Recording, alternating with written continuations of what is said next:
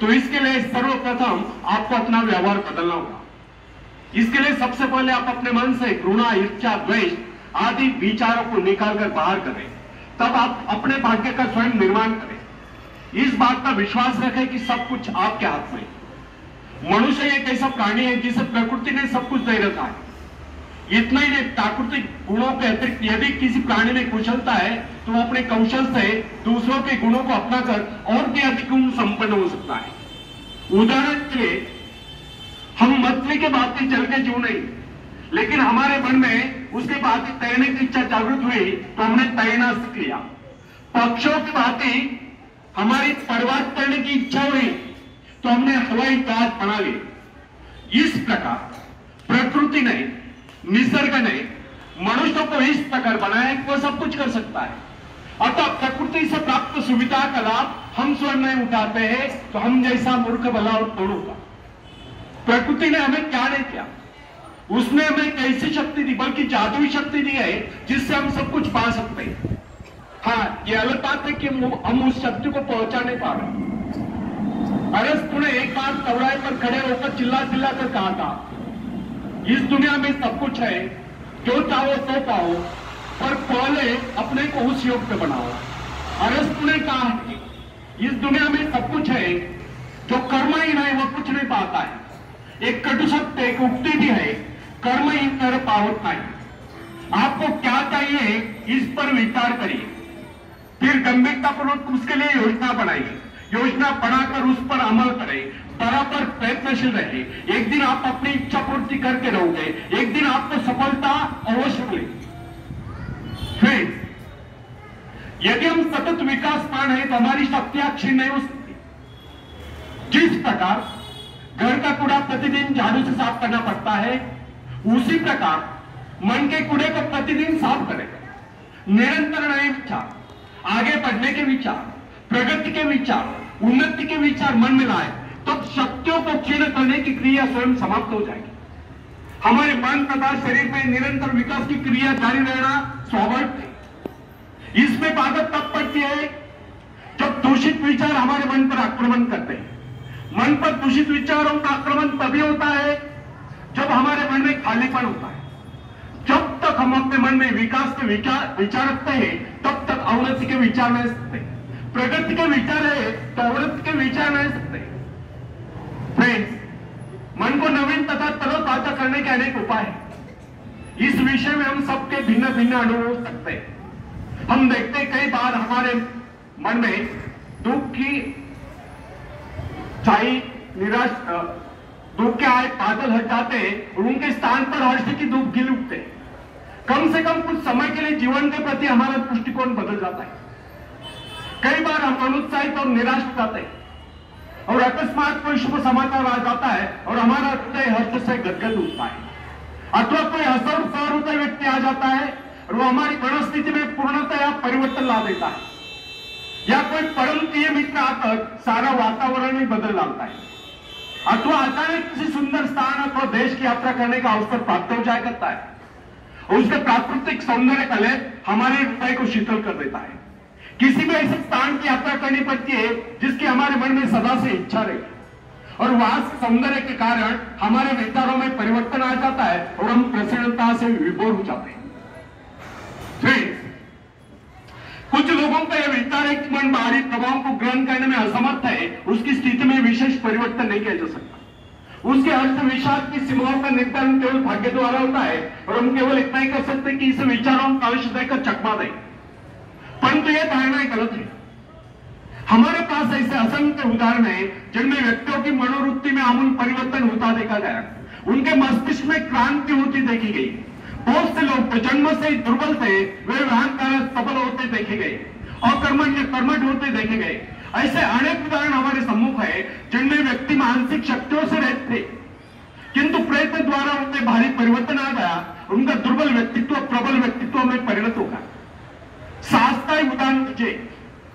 बहुत से सफल व्यक्ति पहले इस धुन से रहते, खतरा था कि उनका समस्त भविष्य अंधकार में होगा, परंतु माता पिता या गुरु की शिक्षा का उन पर ऐसा प्रभाव पड़ा कि उनके जीवन की धाराएं बदल गई। इससे सिद्ध होता है कि मनुष्य उपदेश या शिक्षा प्राप्त करके या निरंतर से विचारों में क्रांति ला सकता है। फ्रेंड्स, शास्त्र पर मनुष्य का जन्म सिद्ध अधिकार है। शास्त्र भाव परिपक्व होने पर वही व्यक्ति जो पहले कायर समझा जाता था, शौर्य और पराक्रम के कारनामे कर लोगों को चकित कर देता है। जब हम भय, संदेह, निराशा से ग्रस्त स्थिति में होते हैं, तब हम सही निर्णय नहीं कर पाते। उचित एवं ठोस निर्णय केवल उसी समय किया जा सकता है जब मस्तिष्क सही स्थिति में हो। निराशा, क्रोध, भय, ईर्ष्या, द्वेष आदि के बादलों से गिरकर अंधकार में न हो। भय तथा चिंताग्रस्त मनोस्थिति में कभी किसी महत्वपूर्ण विषय पर निर्णय नहीं करना चाहिए। जब मन निर्मल, संतुलित, शांत हो, कोई भी निर्णय उस समय करना चाहिए। उस समय जो योजनाएं बनाई जाए, केवल उन्हीं को कार्यान्वित करने का प्रयत्न कीजिए। भय, क्रोध आदि के आवेग पर मानसिक शक्तियां बिखर जाती है। उस समय मन एकाग्र न रहने के कारण निर्णय गलत होते हैं। यदि मनुष्य सही शिक्षण प्राप्त करे या मन को अभ्यास कराए, तो निराशा, क्रोध, ईर्ष्या, द्वेष आदि विचारों को कुछ क्षणों में अपने मन से निकालकर बाहर कर सकता है तथा प्रसन्नता का अनुभव कर सकता है। प्रसन्नता, आशा, आकांक्षा, उत्साह इन भावनाओं के आते ही मन का अंधकार दूर हो जाता है। अतः व्यक्ति को चाहिए कि रचनात्मक विचारों को हर समय अपने मन में रखे। सभ्यता प्रत्येक नई आवश्यकता मानव मस्तिष्क को नई चुनौती देती है, और जिस प्रकार जानवरों तथा मनुष्यों के शरीरों में जलवायु तथा वंश रक्षा के उद्देश्य से समय की आवश्यकता के अनुरूप लगातार सुधार होता चला गया है, उसी प्रकार आज के परिवर्तित आवश्यकता वाले संसार की मांग के अनुरूप मनुष्यों को भी अपने मस्तिष्कों को सुधार कर मुकाबले के लिए तैयार करना होगा। मस्तिष्क पर जिन विषयों पर सोचने का भार आ पड़ता है, उसी के अनुरूप अपने में परिवर्तन कर लेता है। वह नई कोशिकाओं का विकास कर लेता है, दुर्बल कोशिकाओं की मरम्मत कर लेता है तथा उन्हें मुकाबले के लिए तैयार कर लेता है। फ्रेंड्स, बड़े शहर के हलचल और शोरगुल में काम करने वाले व्यक्ति का मस्तिष्क विविध रूपों में विकसित होगा। वह शीघ्र से उठेगा, तेजी से गति करेगा, संक्लिष्ट और विविध कार्यों में द्रुत गति से चेष्टा करेगा। शीघ्र आप करने वाली विविध आपातकालीन क्रियाओं का मुकाबला करने के लिए वह तुरंत कार्यवाही करने का अभ्यस्त हो जाता है।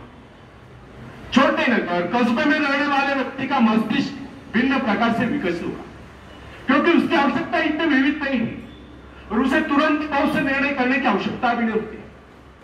फ्रेंड्स, यह कदापि न भूले कि प्रत्येक कार्य मस्तिष्क सम्मुख नई चुनौती उपस्थित करता है और उसकी आवश्यकता के अनुरूप भी मस्तिष्क अपनी काबिलियत का विकास कर लेता है तथा विशेष किस्म के काम के लिए अपनी शक्तियों को बढ़ाता है।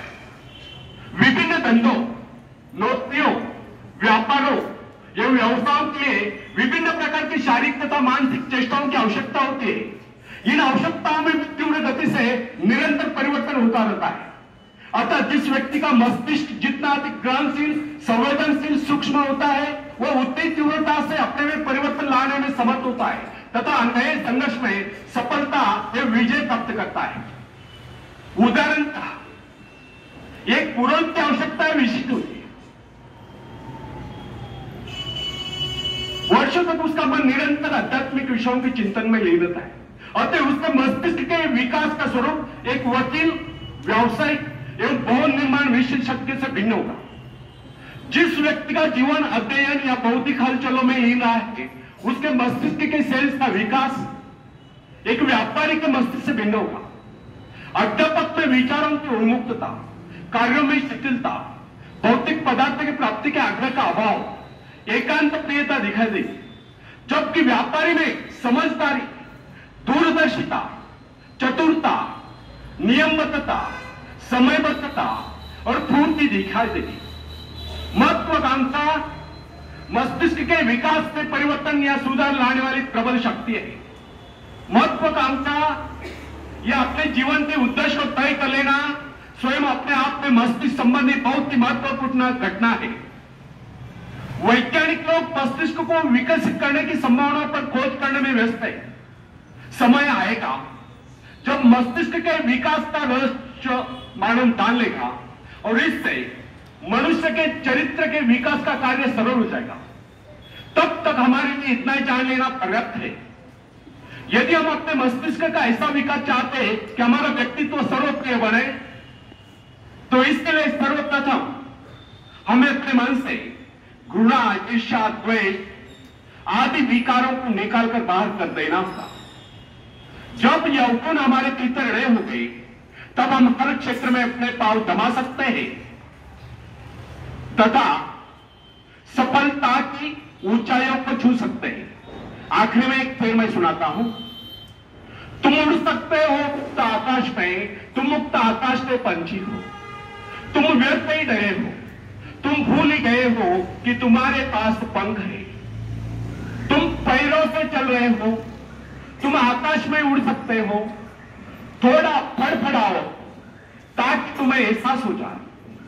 ध्यान सिर्फ भरोसा पैदा करने के लिए है, तुमने कुछ खोया नहीं। तुम सिर्फ भूले हो कि अपने पास पंख है, अपने पास पंख है। धन्यवाद। जय हिंद।